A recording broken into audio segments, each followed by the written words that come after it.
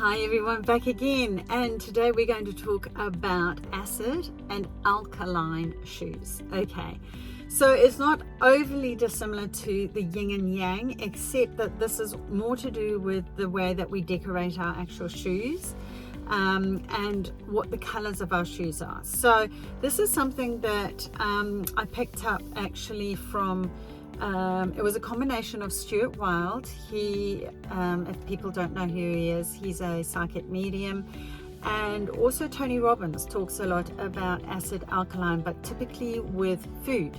Now, if you think about the kinds of acid and alkaline, we'll just go down the food route for starters, make it easy. Things that are good for your body and things that are not good for your body. So the acid type of thing would be too much heavy meat is acid. You need to have a lot of alkaline vegetables. So one of the things that what was Dr. Young, I think it was, he was he tested blood, and he was, his job was to see why there was a lot of people getting sick and people who weren't, and his job was to assess the blood to see which ones were so acid and which ones were more alkaline, and why is it that if an acid and alkaline person came into contact with the same virus or bacterial infection, whatever the case may be, why was it that one reacted and one didn't? And what he actually ended up finding is that if you're in a very alkaline environment, that a lot of the dis-ease within that cell did not exist. It could not survive. And what Tony Robbins and Dr. Young were saying is that if we, with our Western diet, we have too much acidity in what we're actually eating. There's too much sugar, there's too much red meat, too much fried stuff, heavy fats, but the wrong fats, not the healthy fats. So it's how do we shift from an acid environment to an alkaline environment with regards to food.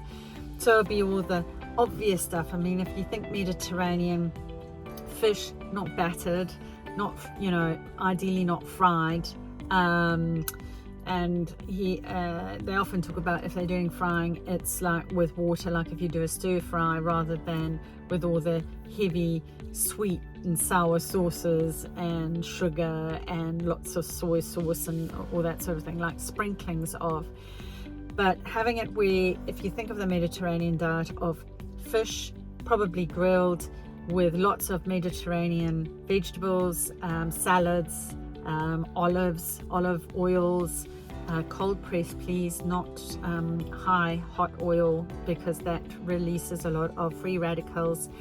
And then they obviously good healthy fresh vegetables, ideally organic.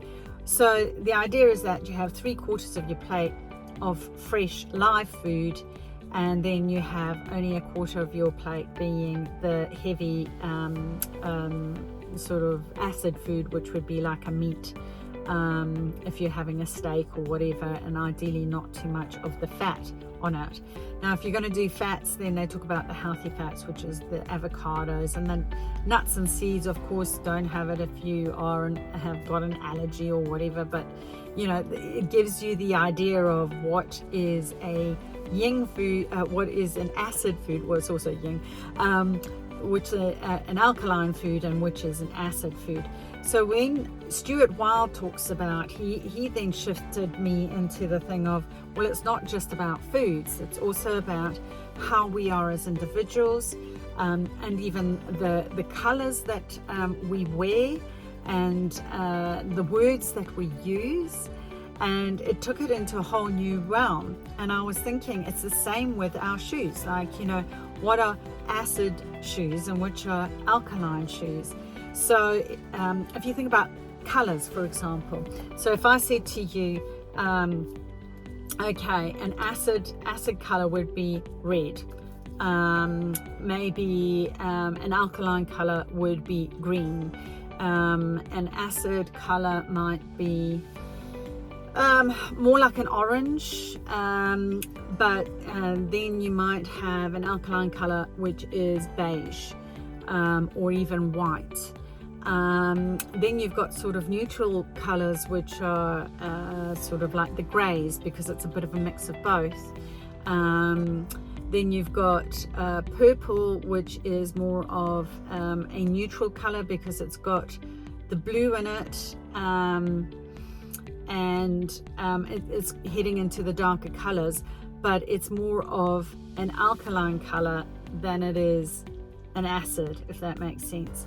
So what color are your shoes is the thing that I'm drawing attention to. It's like, you know, have you a leaning to, like there was one a dermatologist who really loved that I have, and he just loves his really crazy colored shoes, and they're out there, and they snake boots, and they really stand out. Now they are very interesting, but he is quite an alpha male, and so it does suit him, and it's very yang, and the decorations and the bling all lean towards that acid kind of shoe type, whereas a more neutral, even what could you say, alkaline kind of shoe would be a sandal that's plain leather, it's open-toed. What else could you say? The white shoes, quite often not patent leather.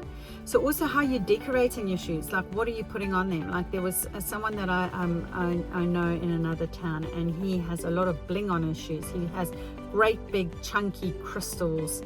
I don't even think they're real.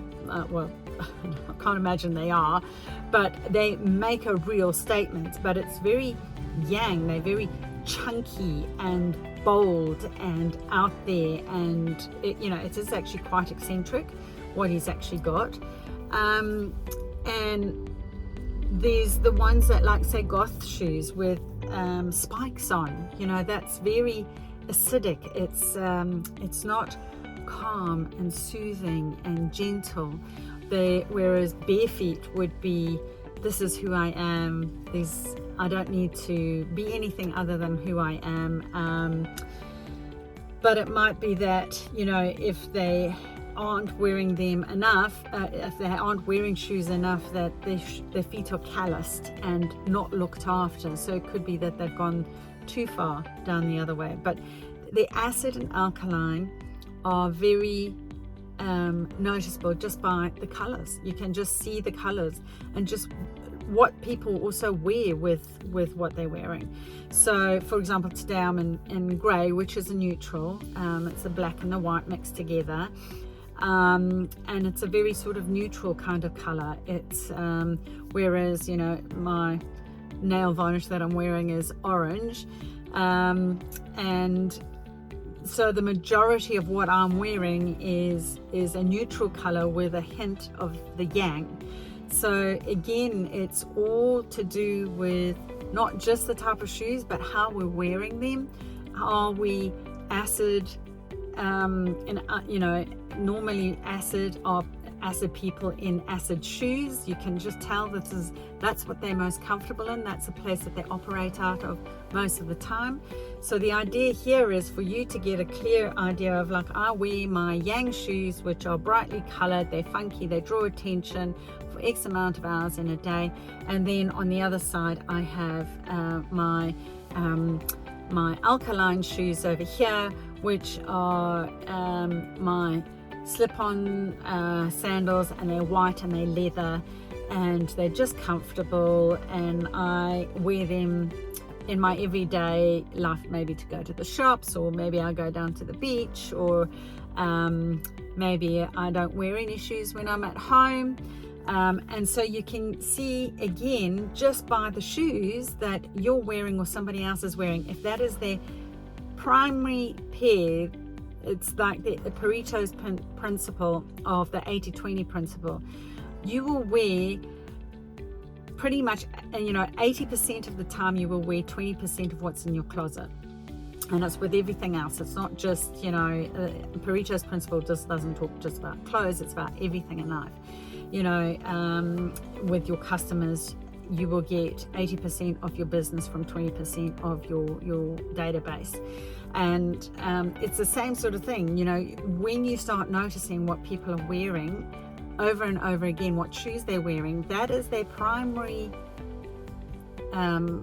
point of call, their personality type that they're kind of sliding into every single day, just by the shoes that they're wearing. So you can pick that up straight away with what you're doing, with what someone else is doing.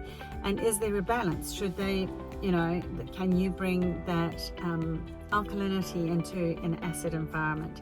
How can you temper something that's out of whack, that needs to be brought down in order to create centeredness and groundedness for yourself, for others, for your friends, for your peers. I'm hoping you guys are finding this really useful.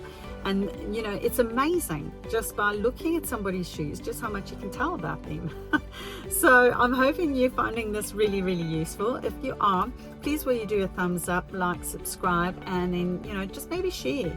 If you're loving this and you haven't heard some of my previous videos, go back to the beginning, because that will give you a good insight on the journey that we're looking to take you on, so that you can wear your own shoes on your own path, going in your own direction that you want to go in, because we only get one shot here, guys, and we've got to make it happen.